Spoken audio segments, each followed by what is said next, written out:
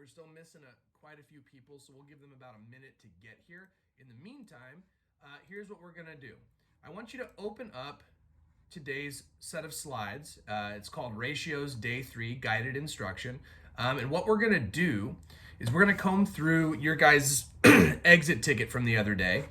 And we're going to kind of analyze maybe where we went wrong, maybe what we did correctly. So that's kind of what we'll start with. We're gonna go through and review what we know about ratios. We're gonna comb through our exit ticket from the other day so I can give you guys some feedback on how you did and how you can improve and move forward.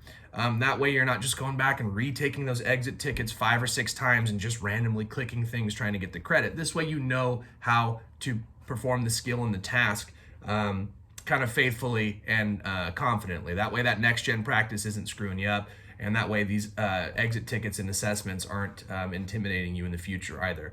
Many of you did really well.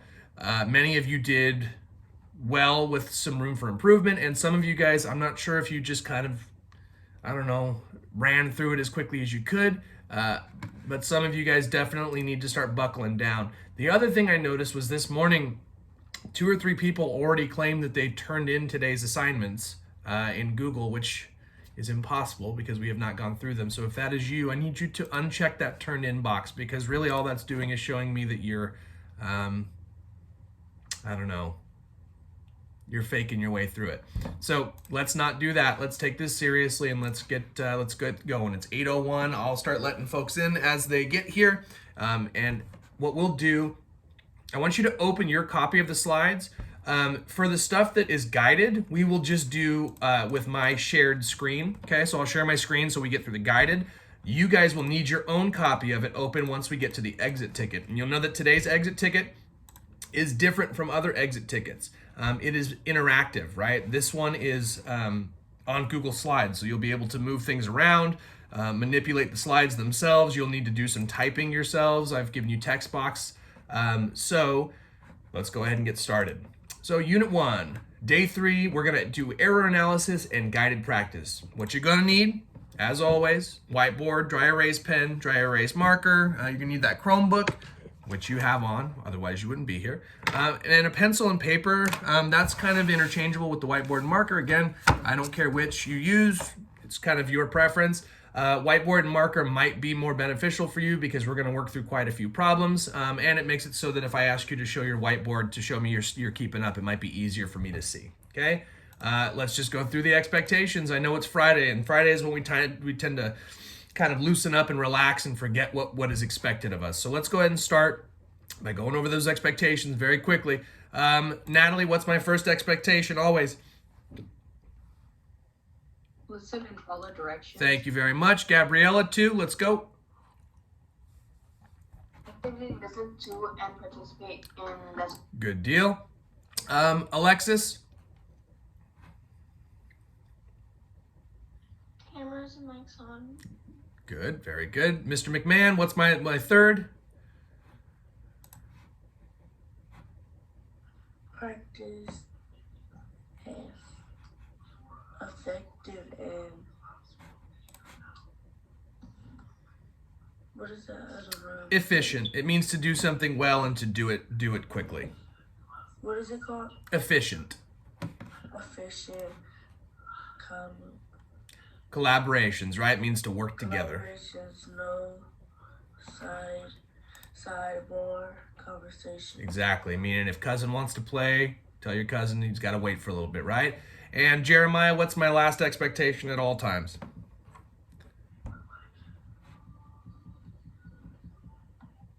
I need to get to the page. Oh, well, it's 5 minutes after the bell, dude. Oh, yeah, all times. Attaboy, thank you so much. Good recovery.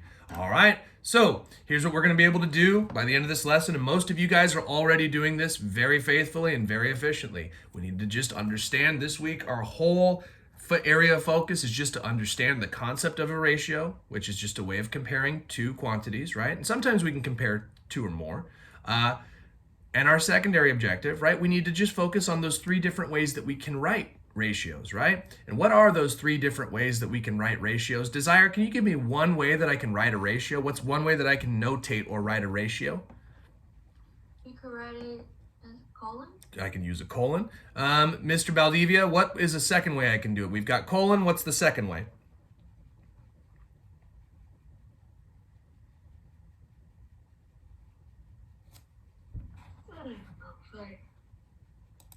Okay, well, I guess it would make sense. All right, Jesse, go ahead. Give me the second, and then Karen, I got you on third. The second. Right. Ratio is in three different So, Formats. no. So we've got the colon. What's the second way to write one? What's the second format we can use? Oh. It's early, I get it. Fraction. Fraction bar, good. Karen, and the third.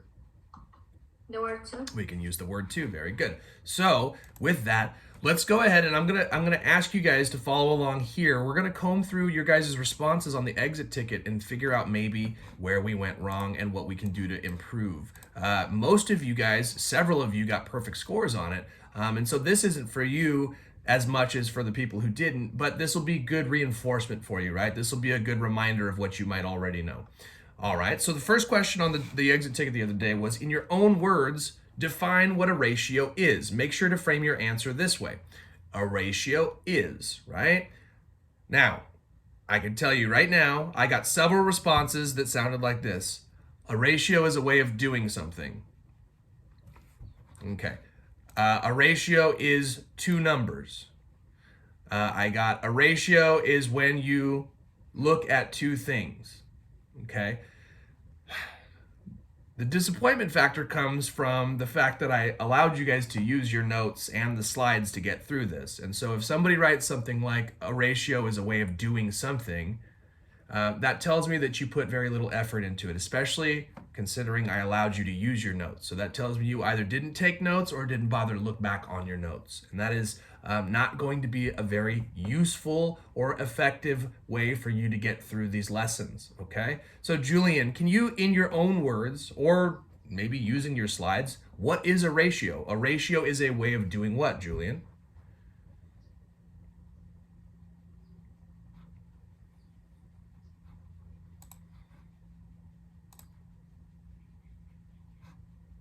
All right, let's try it this way.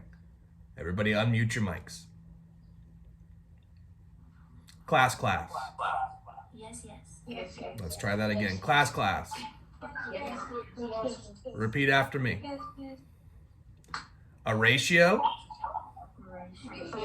is a way of comparing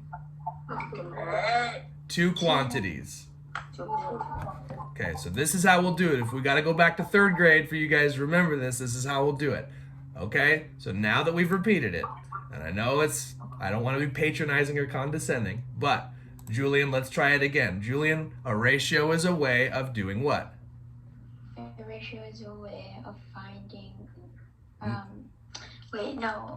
Is defining two numbers, two quantities. You almost got it. You got to remember that verb, though. We're not defining. Karen, jump in. Ratio is a way to compare two quantities. Yes, a ratio is a way of comparing two quantities. Okay, very good. And by comparison or the verb to compare, Julian, what does that mean? If we're comparing things, what does that mean? We're comparing two quantities. Comparing basically means to is this similar to this or? Yeah, we're looking at two things and seeing how they're similar and how they're different. That's all we're doing, right? So we're holding up two quantities, meaning two numbers essentially, right? And we're kind of looking at how they're different and how they're similar, right? We're examining the relationship between numbers. Remember, on Monday, we were starting to look at patterns, right? Those input-output tables, or what we're gonna eventually call ratio tables when we get to it. Okay, so that was question one, and now I'm not surprised to see why we didn't do so well on number one, because I think you guys are having a bit of a listening issue. So, you guys have these slides. Let me just ask one more time. Mr. Juarez, what is a ratio? A ratio is what? A ratio is a way of comparing two quantities. Good. Valeria, what's a ratio? A ratio is a way of comparing two quantities. Desire, what's a ratio? Ratio is a way of comparing two quantities. Shara, what's a ratio? Two quantities. Okay, Rosalie, what's a ratio? Two quantities. Not two quantities. We'll keep going. Jesse, what's a ratio? A ratio is a way compared. Ratio is a way to compare two quantities. Good. Now, Rosalie, I'm thinking the reason you're struggling with this is because you're not even looking at your screen. If you had been, you would see that I have it up on the screen for you. So I need you to put down whatever it is that you're playing with, like right now, okay? I don't know if it's a phone or if it's a toy, but I need you to put it away now, okay? And we'll wait for you. Okay, thank you very much. All right, so that was question 1, and now I'm not shocked to see why we didn't do too well on question 1. Most of you did, but about 7 or 8 of you couldn't even tell me what a ratio was, and that was after 2 days of practice with this, so that's an issue. Question 2, Mr. Stockman has 4 black pens and 2 blue pens. He writes the following ratio, 6:4. What kind of ratio has he just written?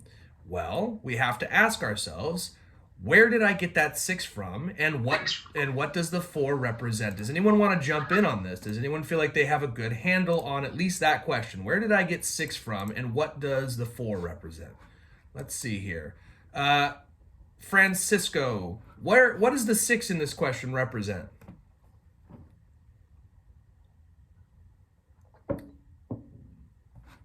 The total number of pens. Exactly. Okay. And so, Francisco, while I've got you here, what's another word for total? When we're talking about ratios, what is a synonym for the word total? Whole. Exactly. Very good. Okay. So we know that this is a whole to something, right? Well, Kevin, what does the 4 represent in this problem? Where did I get 4?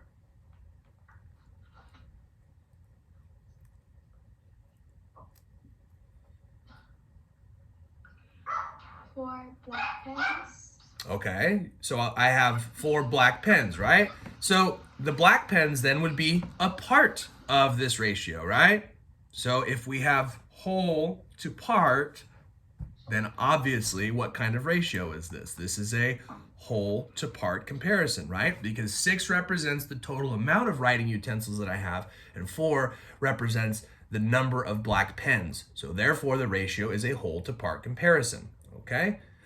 Question 3, select all possible notations for representing or expressing ratios. Okay, and then you got this list. We have colon, fraction, period, using the words and, or the word and, using the phrase is greater than, or using the word to. Now, which are the only 3 that we can use here? You guys, we've already gone over this morning, but we got to keep drilling this in until it's like so ingrained in you that you guys are dreaming about it. Valeria, what's the first way that I can notate or write a ratio? You can use a colon. I can use a colon. Very good. Armani, what's the second way? So we've got colon. Armani, what's the second way? Using the word to. Very good, sir. Thank you so much. And Camilla, what is the third way? So we've got colon, to, and what's the third way? Using the word to A to B. Not quite. We've already gone there, but I appreciate you trying. Let's go back to Rosalie. So Rosalie, I've got colon, I've got to, and what's the third way? Using a fraction. Very good. Thank you for waking up and joining us. I appreciate you. Thank you so much. So that was question 3. And I was really pleased to see that most of you guys were able to do question 3. Now that takes us to number 4. Now number 4 was a little bit trickier and it was a little sneaky, right? Desire, when you went back and redid the exit ticket, which I was really pleased to see. Like I said, I so admire you, Desire. The fact that you were emailing me late last night going, hey, what is up with my grade? I got full credit and it's not showing up in my grade book. You kept me on point, and I had to go in and fix that little glitch. So I admire that, Desire. I admire you taking stock and responsibility for your own grade. I really do. So question 4, Desire, when you went back, did you finally see the sneaky trick that the problem was based around? Yeah. Okay, good. Yeah, it's subtle, isn't it? It's not very obvious on first read, but what close reading strategy do we use when we do word problems like these, Desire? Cubes. Right, and so look, I've taken the liberty of cubesing this problem out for you, right? So our important numbers here, so let me read the whole problem to you. We've got Mr. Zandis, and he wants to write a ratio that compares the number of girls to the number of boys in his classroom. He currently has 16 girls and 17 boys. He writes the following ratio, 17 to 16, or 17 over 16. Is he correct? Why or why not? So I kind of want to do a poll real quick. Let me go ahead and add a question for you. Okay, hold on one second. Let's see if I can add a question. Is Mr. Zandis correct? Okay, and I'm going to put, let's go ahead and get, oh, hold on. Is Mr. Zandis correct? Okay, we're going to do multiple choice. Let me write, answer 1 will be yes, answer 2 will be no. And I want you guys to type in your answers. Is Mr. Zandis correct? Now, how do I, there we go. All right, let's see here.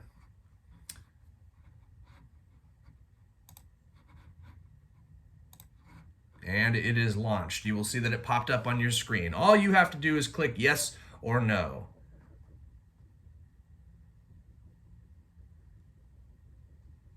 Good. Okay, take about 10 more seconds. And it looks like the polling is slowing down.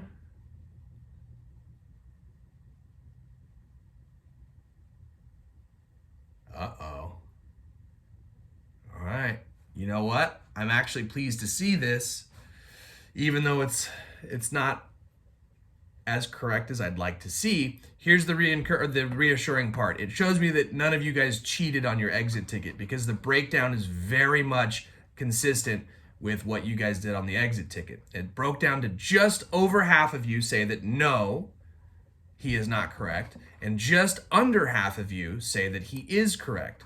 Okay, I'm going to tell you right now, the answer is no, he is not correct. Can anyone explain to me why Mr. Zandis is not correct? Gabriella, your hand was up first. Why is Mr. Zandis incorrect when he writes 17 to 16 in this case? Because it's not the correct order. Ah, what are you paying attention to there? What did you just say? What was that word that you used?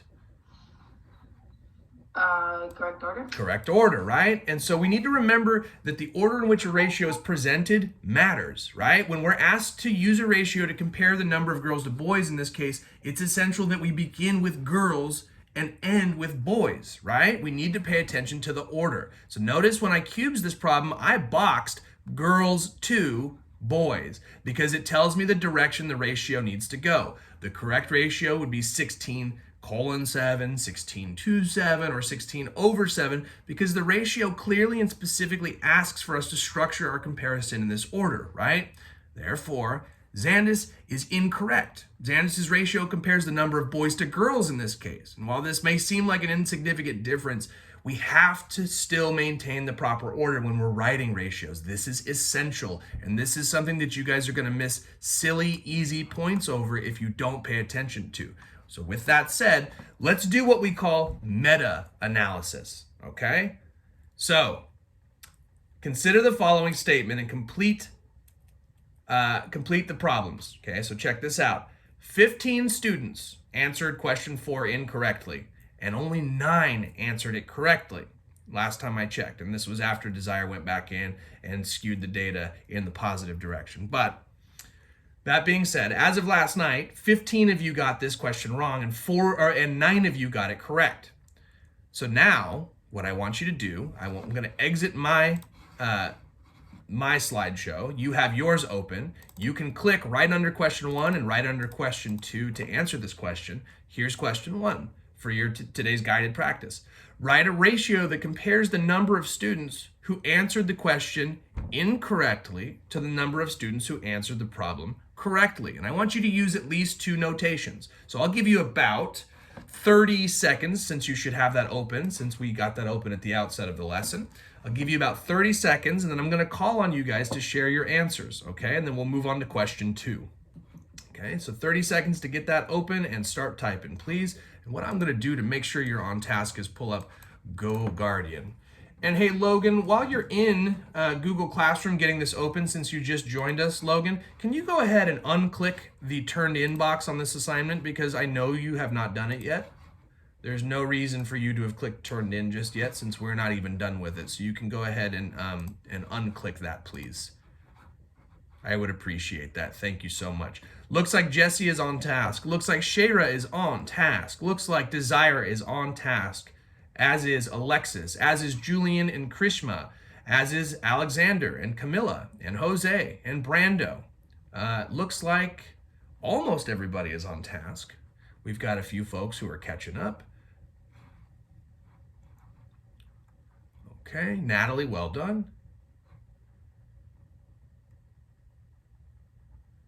Karen is on task, very good. All right.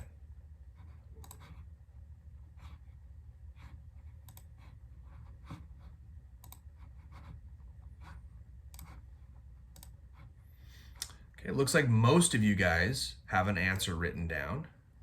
Okay. So let's go ahead and go with, let's see, who do I feel like calling on right now? Let's see here. Who have I really not heard from much this morning? Let's go with Krishma. Question number 1. If we want to write a ratio that compares the number of students who answered the question incorrectly to the number of students who answered the problem correctly, what would be one way that I can write this ratio? If I begin with the incorrect, remember the order matters. How could I write this ratio, Krishma? 4, 9. Not quite. 9 out of 4. Not 9 out of 4. Now, I deliberately snuck that 4 in there to trick you guys. It was question number 4, right? That 4 doesn't represent any of our important data. All it does is denote which number we're working on. Jesse, you got your hand up doing the Beetlejuice shrimp hands. Go ahead. You go ahead and answer. How can I write the ratio, Jess? 4 to 9. What? Nope. Juarez, clean it up for us. Come on, Juarez. Incorrectly. 15 to 9. 15 to 9. Very good. And let me ask you this, Juarez, where did you get that 15 from? What does 15 represent in this case? The students that answered it incorrectly. Very good. And in this case, what does the 9 represent? The students that got it correctly. Jesse literally just, he just did the shake my head emoji, right? Okay, now, Alexander, I've got the colon version of the ratio written down. What are 2 other ways that I could write this ratio? So we got 15 colon 9. What's another way? 15 to 9. 15 to 9. And clean it up for me, dude. What's the last way? 15 fraction more 9. Very good, sir. All right, so that takes us to question number 2 then. Question 2 says, write a ratio that compares the total number of students to the number of students who answered the problem incorrectly. All right. Well, take a moment. I'm going to let you go do that. Take a few minutes. So remember, total number, okay? Total number to students who answered incorrectly, okay? So now you know you don't need to pay attention to this 4 anymore. That 4 means nothing to you guys. It is just a distraction, right? That 4 means nothing. It is just question 4, okay? So I'm going to check GoGuardian, make sure that you guys are on task. Very good. Logan, it still looks like you're just sitting there kind of doing nothing, my friend, and I'm not quite sure why. But if now's not a good time for you, Logan, you're welcome to watch the video at the end of the day. I'm not sure why we've been sitting here not doing much.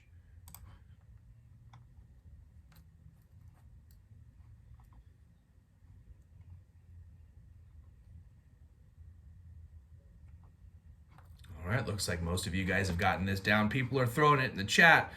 Don't waste your time doing it in the chat. I can see you doing it on Go Guardian. All right, let's talk about how we answer question 2 completely. Let's go with Shayra. How would I write a ratio that compares the total number of students to the number of students who answered it incorrectly? Well, for me, I added both of the total number. So you added incorrect and correct, which gives you what total? It gave me 24. 24. And then how many students answered it incorrectly?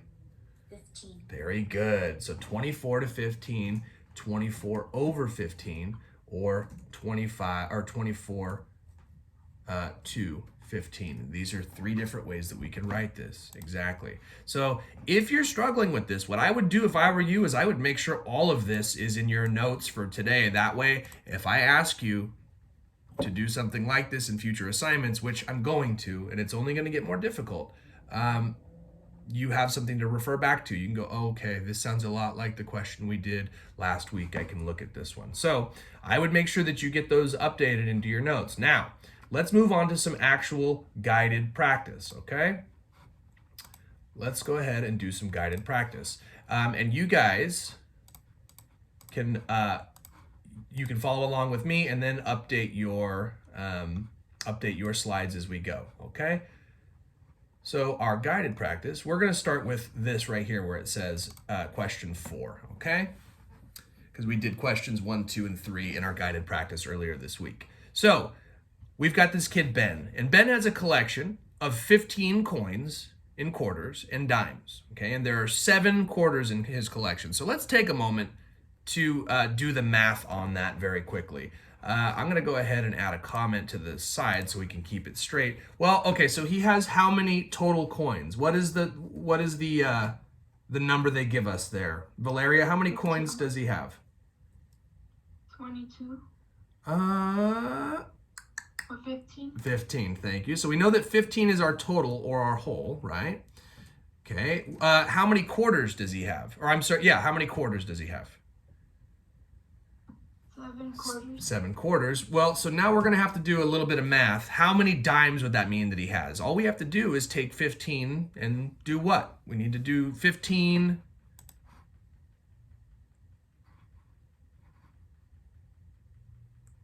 Hey, Jesse, it's not nap time, my friend. You need to sit up, please.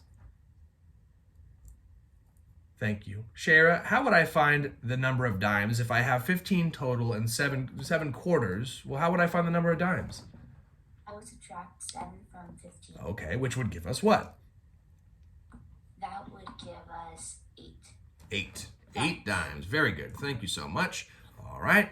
So we'll go ahead and those are our important numbers, right? So we've got 15 total, 7 quarters, and 8 dimes. Good. So let's answer question 4. Write a ratio of quarters to dimes in at least 2 different ways. Well, if I started with quarters, which is 7, I can say 7 colon what?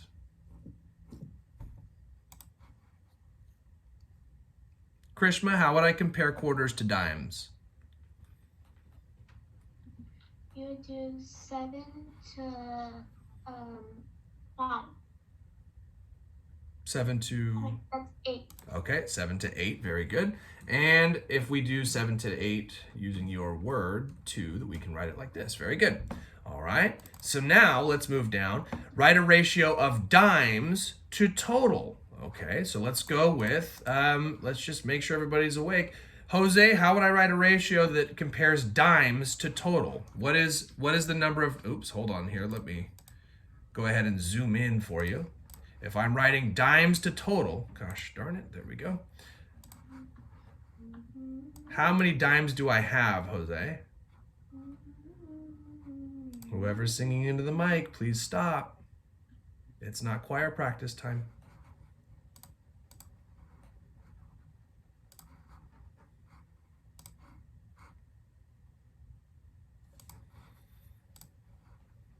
Jose, we're waiting on you.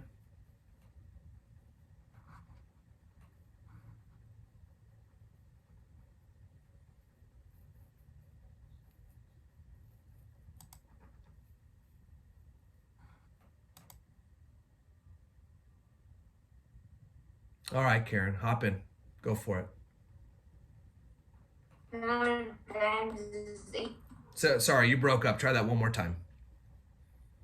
The number of dimes is 8. Okay, so 8, and then what is my total there, Karen? 15. So how would I write the ratio? 8:15. There we go. Give me one more way I can write it. 8:15. 8 to 15. Okay, and what is the last way? 8 fraction bar 15. Atta girl, thank you so much. Way to earn those participation points this week, Karen. I really appreciate you. All right. Let's look at questions 7 and 8. 7 and 8. 7 is the ratio of quarters to dimes. Oh, I'm sorry. 7 asks, is the ratio of quarters to dimes the same as the ratio of dimes to quarters? Explain. Well, go ahead and get your answer written down in question 7, and I'll give you 1 to 2 minutes, depending on what level of work I'm seeing in Go Guardian, and be prepared to share your answer. The question is number 7. It is asking, is the ratio of quarters to dimes the same as the ratio of dimes to quarters? And I want you to explain your answer. Okay, take 1 minute to do this, and I'm checking to make sure that you're on task.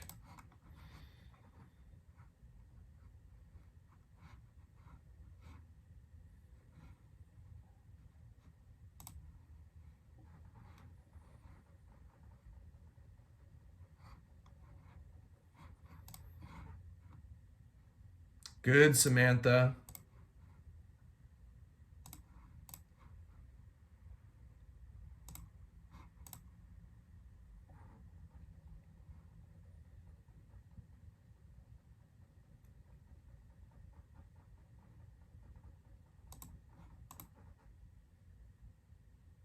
Good job, Valeria.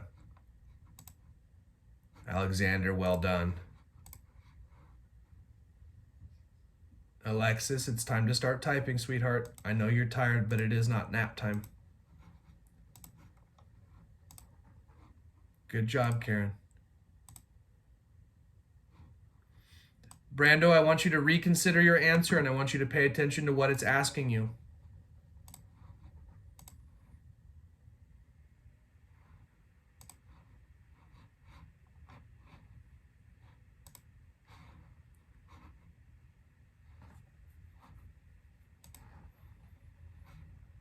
Okay, I'll give you another minute. It looks like several of you guys are still typing, and that's okay. I know, you know what? I did skip question 6, Valeria. It's for time's sake. I want to make sure that you guys have time to get your exit ticket finished.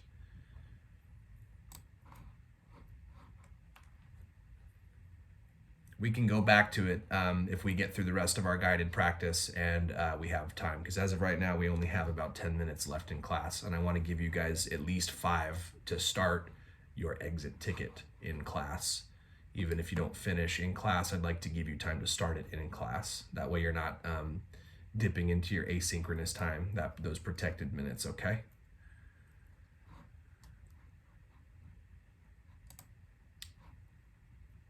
Jeremiah, I want you to reconsider your answer and really dig in on what the question's asking you, okay? So let's go ahead. I'll help you guys through this one. Is the ratio of quarters to dimes the same as the ratio of dimes to quarters? Well, okay, so if you're having a hard time answering this, right? If you're thinking, well, yeah, they're the same. Again, there's a subtle difference here, and you really need to pay attention to the difference, because these are the kinds of easy points that you guys are going to miss. So let's go ahead and try it this way. Before I have you write this out completely, what is the ratio of quarters to dimes? Well, how many quarters do I have here? Let's start there. I have 7 quarters. I have 7 quarters, or do I have 8 quarters? Okay. Okay, so I have 7 quarters, and how many dimes? 8. Okay. Well, let me ask you this. How many dimes do I have? 8. 8. And how many quarters do I have? 7. Okay, so one ratio is written as 7 to 8, and one is written as 8 to 7. Are these the same things? No. No, they're not, right? So we can say no. We can say no, they're not the same. The ratio of quarters to dimes is 7 to 8, while the ratio of dimes to quarters is 8 to 7, right? Now, I can see why some of you would have gotten that incorrect, because I know that the difference seems minute. I know that the difference seems insignificant. I know that it seems, who cares? Who cares which comes first? And I'm telling you right now that right now you might be thinking, who cares which comes first? But when we get into the more difficult problems, when we get into things like finding rate and unit rate, when we find percents, the order is going to matter very much. So please, while this is very easy, get in the habit of paying attention to the order. So go ahead and get your answer updated for your notes, because again, this is guided practice. This is not what I'm grading you on. I'm grading you on completion, whether or not you got it done. That'll be part of your participation. But what I'm really going to be grading you on is the exit ticket here. And if you're not keeping up with the guided problems, the exit ticket's going to throw you for a major loop. Okay? So go ahead and get that updated. I'll check GoGuardian to make sure you're doing so now. Good job, Kevin. Kevin, you're on task this morning, man. I appreciate you. Thank you so much. Jose, way to get back on task. I appreciate you getting there. Well done.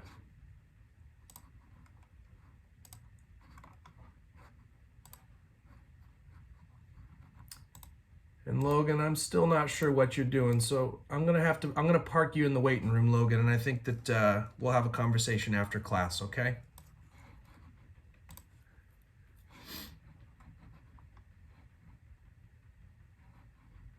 We can go back to the question. Yeah, for sure. There you go.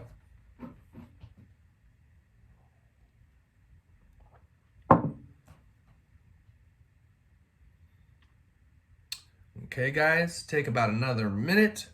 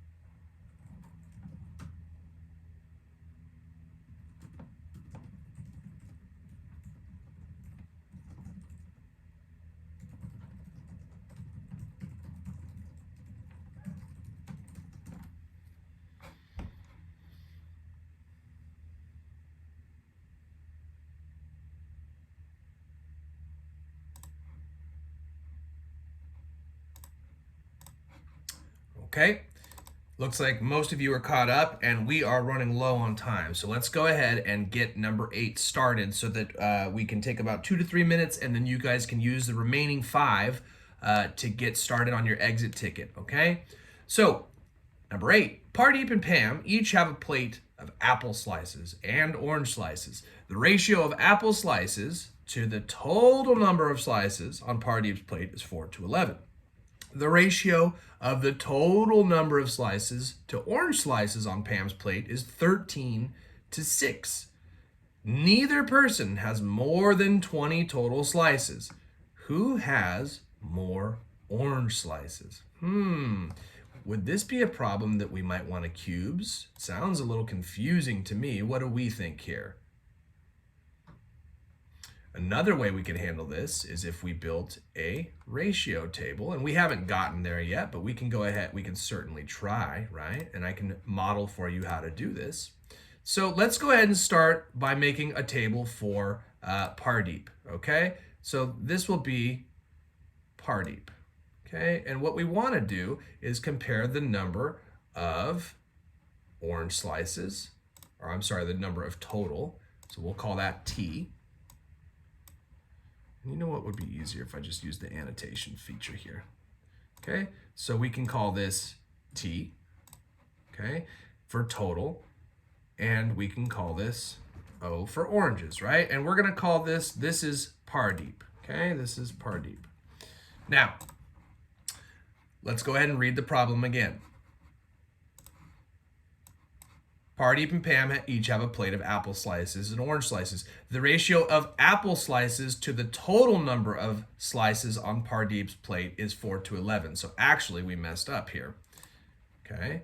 We want to compare apple slices to total. Okay, so this will be apple, and this will be total. Well, what is the ratio of apple to total? It is 4:11. Okay, let's go ahead and build another ratio table, and this will be for Pam. Okay, so we'll go ahead and put another ratio table in here. And actually, it would probably be better just to do this.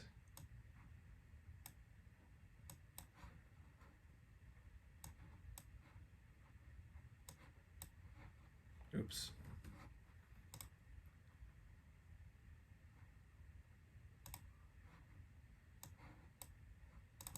Okay, and this table is going to be for Pam.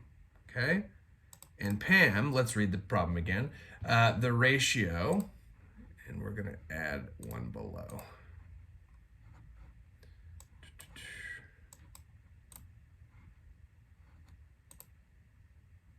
Why is this not working? Oh well. Oh well. Pam wants to compare the ratio of total number of orange slices, or of total number of slices to orange slices, right? On Pam's plate is 13:6. So we can say 13:6. All right, good. And this is ratio of total to orange slices, right? So what we need to know is that neither person has more than 20 total slices, right? So we know that Pam's total is 13, right? And we know that she has 6 orange slices. Neither person has more than 20 total slices. Who has more orange slices? Well, let's ask ourselves this. We know that 6 represents the number of orange slices in Pam's plate. Well, if Pardeep has a total of 11, okay, and only 4 orange slices, or I'm sorry, only 4 apple slices, well, what is 11 minus 4?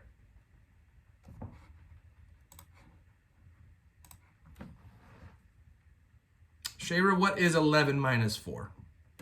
7. Right. So we know that Pardeep has 7 orange slices and Pam only has 6. Therefore, the answer to this question would be that Pardeep has more orange slices. And we can set this up in a ratio, right? We can say that the ratio of oranges to apples, right? The ratio, or we could say the ratio of total to orange slices is 7:11. And we can say for Pam only has 6 orange slices. Therefore, her ratio of total to orange slices would be 13:4, right? 13:6, sorry. There we go. So get your notes updated, and once you're done getting your notes updated, and I will leave them up for you in just a moment, or for just a moment. This isn't the one with orange slices. I'm sorry? It's apple slices. Yeah, so no, that's where it's confusing. She has apple slices as well, right? But the question is asking who has more orange slices. She has apple slices. Okay, I get it. Do you see it now? It was a tricky question. But I'm glad that you clarified, because if you were confused, then chances are most everybody was confused. It's a tricky question. And do you see now, Shayra, why I'm such a stickler on making sure that you have the order correct and using cubes each time we do a word problem? Do you see now why I have you do it? Because these questions are deliberately designed to trip you up, right? They're designed to make you go, wait, what? They mentioned apple slices, but not orange slices. This is where we have to use those inferencing skills, right? So now we're not only using inferencing skills when we're reading, but we're using it in our math now too, which is, my order is wrong in my answer. The ratio, which one, Francisco? The ratio of total orange slices, you're right, it is. Atta boy, way to keep me on my toes. It would be 6 to 13. You're right, I did total to part or whole to part. Way to go, Francisco. Bonus points for you. I appreciate you keeping me on point. Okay, it is 8:45. So here's what you need to get done. Number 1 is just a quick write the ratio in three different ways. Number 2, I'm gonna warn you. There's a trick one in here. Kenny has 2 red marbles, 3 blue marbles, and 4 black marbles. Which ratio compares a part to whole? Now, I want you to pay attention to the numbers. This is one of those ones that's going to trip you up. There's one obvious answer, and then there's one not so obvious answer, okay? And then question 3 is basic true or false, and you'll answer that by dragging these X's to either true or false, okay? Oops. Now, it is 8:46. I will give you until 9 o'clock to get this done. It shouldn't take 15 minutes, but for some of you it will. So you have my permission to take 15 minutes and to not start reading plus until 9 o'clock. Does that sound fair to everybody? Okay, so take a few minutes to get this done, and I will see you guys at 10 o'clock for 5th period. And I appreciate your hard work. 5th period, we're going to sit and we're going to watch a documentary on early humans so that we can start our history lessons on ancient civilizations, okay?